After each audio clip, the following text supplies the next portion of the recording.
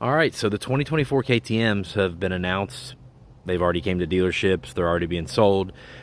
Same with Huskies, but we haven't seen any kind of official announcement with GasGas.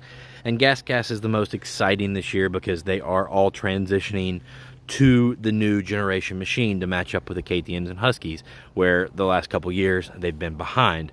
Now it's not any mystery what the GasGas is really going to look like, because we've had the GasGas factory edition last year, so we know what the plastic's going to look like. They're cool, they're different, but besides those factory edition motocross bikes, we hadn't seen any two-strokes or any off-road bikes or anything like that. And then this video from this local Austrian track, I think, shows us our first GasGas MC250 for 2024. Let's look at it.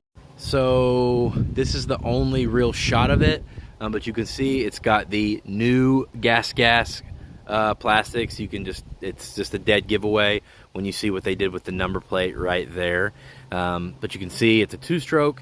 So the new GasGas will be, all the bikes will be TBI, just like the KTMs and Huskies. So there won't really be much of a difference. So with the GasGas not being a year behind in generations, would somebody just go ahead and get a KTM or a Husky?